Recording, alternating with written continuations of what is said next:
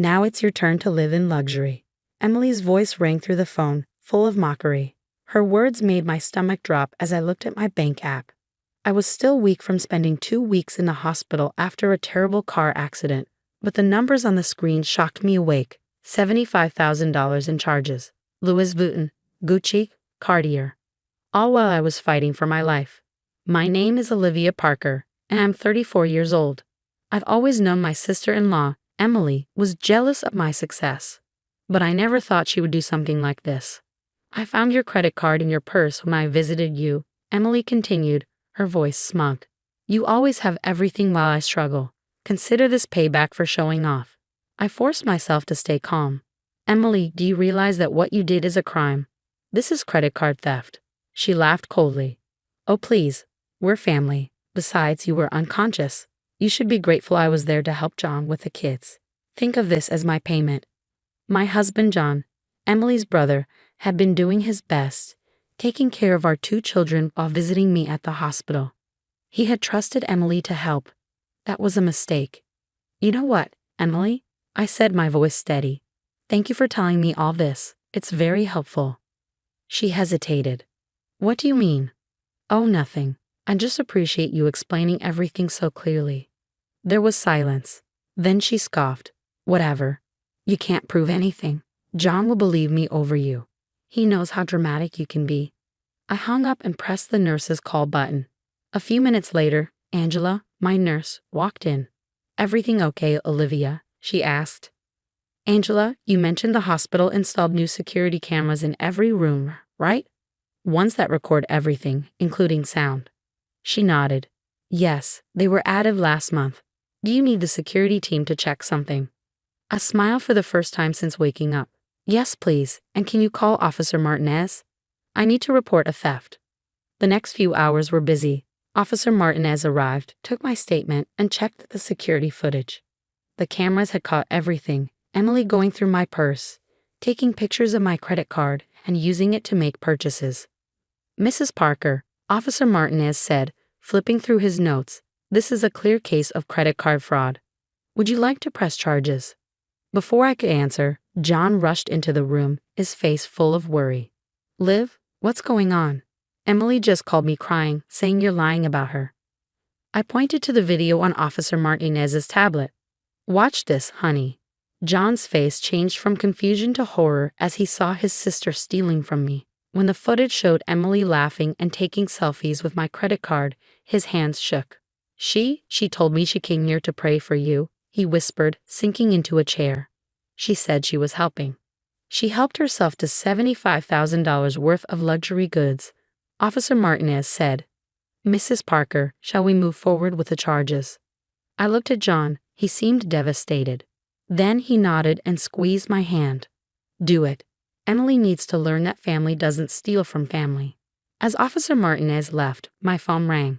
Emily again. This time, John answered and put it on speaker. John, thank God. Olivia's lying. She's trying to ruin my life. Stop, John said firmly. We have you on video. The hospital cameras caught everything. Silence. I can explain, she stammered. I was going to pay it back. I just needed. Save it for the police, John cut in. They're on their way to your house now. He ended the call. I sighed, suddenly exhausted. But for the first time in weeks, I felt at peace. Emily had used my hospitalization as a chance to take what she thought she deserved. Instead, she had exposed herself. John squeezed my hand. I'm so sorry. I shouldn't have trusted her. It's not your fault, I whispered. But she's about to learn that stealing from family has consequences. Karma always comes back around. The next few days in the hospital were busy. Officer Martinez came back with an update while I focused on recovering. Emily had been arrested at her apartment, surrounded by shopping bags with price tags still on them. You should have seen her face when they put on the handcuffs, he said. She kept saying it was all a misunderstanding. But we have plenty of proof, security footage, her recorded confession, and the stolen items linked to your card. Meanwhile, my phone wouldn't stop buzzing.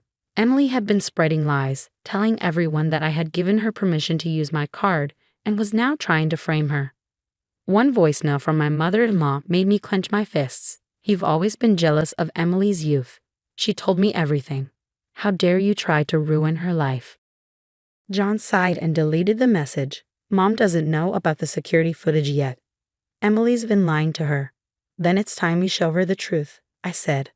That afternoon, Martha stormed into my hospital room, ready to defend her daughter. But her anger faded as soon as she saw the security footage. She watched in shock as Emily went through my purse, laughing about using my credit card while I was unconscious. When the video showed Emily taking selfies with it, Martha sat down, looking pale. I don't understand," she whispered. "Emily told me you gave her permission. She said you were trying to make up for always showing off your money." John spoke gently. "Mom, Emily stole from Olivia while she was in intensive care. There's no excuse for that."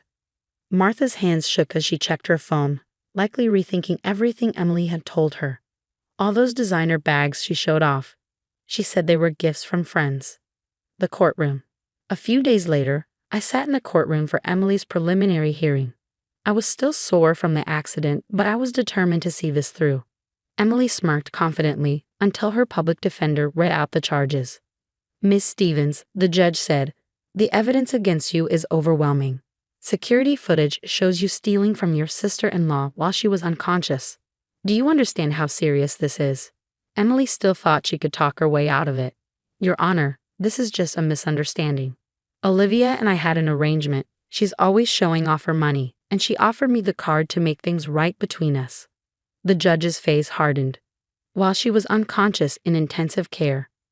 Well," Emily stammered. The prosecutor stood. "Your Honor, we have clear video evidence of the defendant entering Mrs. Parker's hospital room multiple times, searching through her belongings, and taking photos of her credit card. We also have a recorded phone call where she admits to the theft and mocks the victim's condition." For the first time, Emily looked scared. She glanced at John, but he didn't return her gaze. His expression was cold. His own sister had betrayed him. The judge sighed. "Given how planned and deliberate your actions were, I'm rejecting the plea deal. We'll proceed with a full trial." Emily's lawyer quickly asked for a recess to talk to her.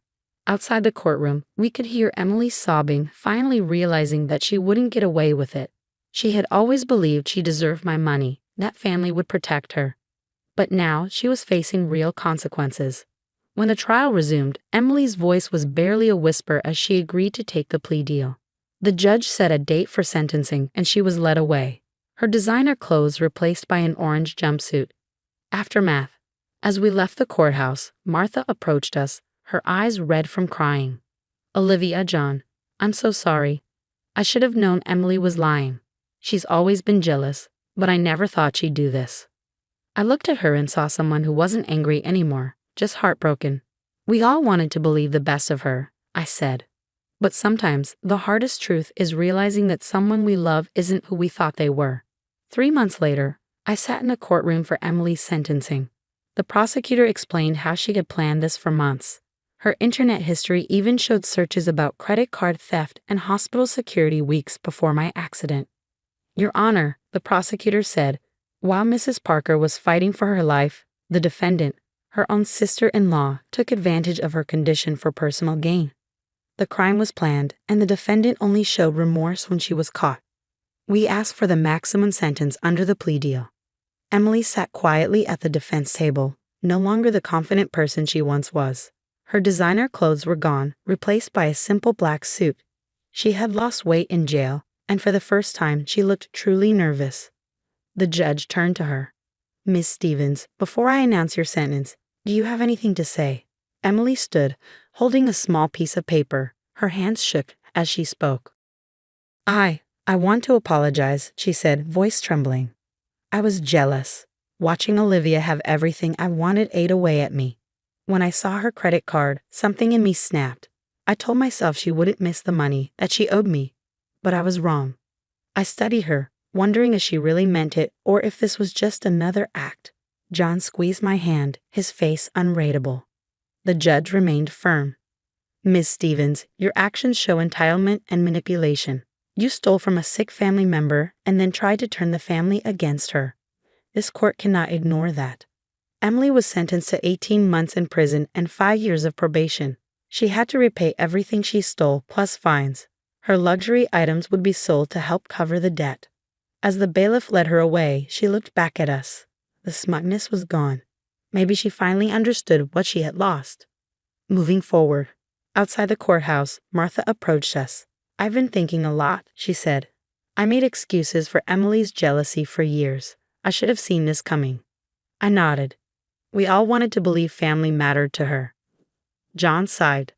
"The hardest part is knowing she planned this. She wasn't just taking advantage, she was waiting for an opportunity." Over the next few months, things changed. Emily's stolen items were auctioned off, though they sold for far less than she had paid. Her apartment was emptied, the last traces of her shopping spree cataloged and sold. She sent me letters from prison. At first, they were full of excuses and blame. But as time passed, her tone changed.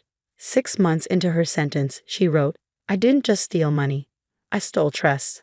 I broke our family. The worst part, I can't even blame you anymore. This is all on me." John rarely spoke about Emily, though I knew he was seeing a counselor. Martha joined a support group for parents of incarcerated children, finally facing how she had enabled Emily's behavior. I made a full recovery from my accident, though it took longer for the emotional scars to heal. The hospital even updated their security rules, using my case as a lesson. A year after the sentencing, I got an unexpected call. It was Emily's prison counselor. "Emily is doing well in our program," she said. "She wants to make amends. Would you be open to a supervised conversation with her?" I thought about it for a long time before saying no. Some betrayals cut too deep for an apology. Emily hadn't just taken my money, she had shown me who she really was. That night, I told John, "I hope she finds peace. But I don't need to be part of that journey." He nodded, understanding completely. We had learned a painful lesson about trust and family. Emily had lost everything, her freedom, her reputation, and our trust. No designer bag was worth that price. The last I heard, she was taking business ethics classes in prison, preparing for life after her release.